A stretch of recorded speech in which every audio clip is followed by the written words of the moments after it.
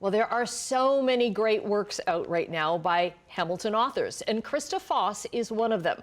She joins us this morning with more on Half-Life, her new novel, ahead of her appearance at gritLIT, Hamilton's Readers and Writers Festival, which starts tomorrow. Good morning. Nice to see you again. Good to see you, Annette. So it's very fitting that we have you on today because you helped to start gritLIT 16 years ago, and now it's grown so much larger. Yeah, I mean, it's just fantastic. I only stayed around for 1 year, and Jennifer Gillies has held the fort for all the other years and has done a wonderful job.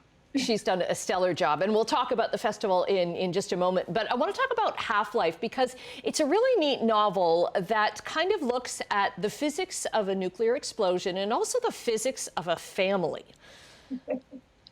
Yes, it does. It's looking at a middle-aged single mother who's got a lot of pressure on her, and then things are happening in her life, and she's about to have a reunion with her siblings who've lived in other cities, who are very successful, and that's putting sort of the impetus for her to deal with an unresolved trauma.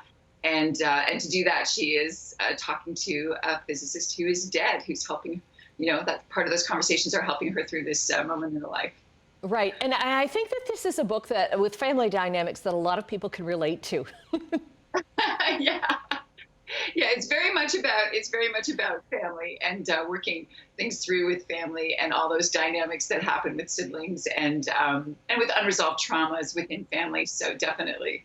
Right. Yeah. Took me back to my childhood as well, because you've got so many references to teak furniture and Danish modern furniture. And I grew up with that, and I was like, wow, like, was she in my parents' dining room and living room?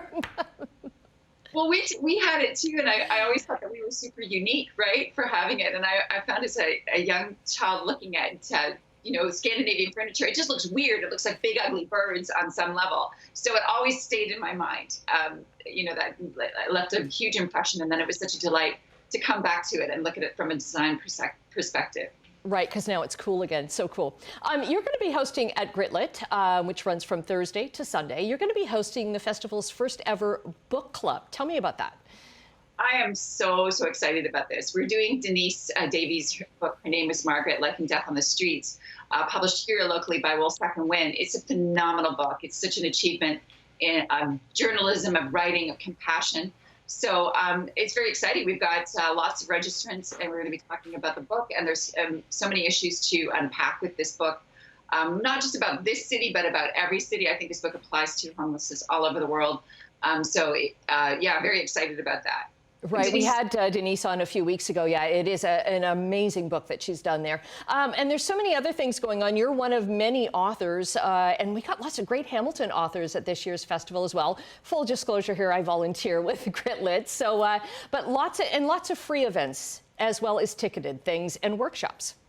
Workshops, yeah, and there's some amazing. You're right. There's so many amazing writers. It starts off with Jill Richardson, which is a huge draw. She's a tour de force in Canadian literary circles, and then you've got all your amazing local authors who've published this year: Gary Barwin, Amanda Leduc, Brent Van Stalduin, and there's just so many. Jane Christmas. There's so many great writers at the festival, and then lots of other writers too. So writers from right around the country. Yeah. So Krista, good luck with your book club. I'll be zooming in to see how things go, and we'll get the information up now on the rest of gritLIT. Again, it's Hamilton's Readers and Writers Festival. There are still tickets available and passes available, and some workshop spaces available as well. It's a great festival. Check it out.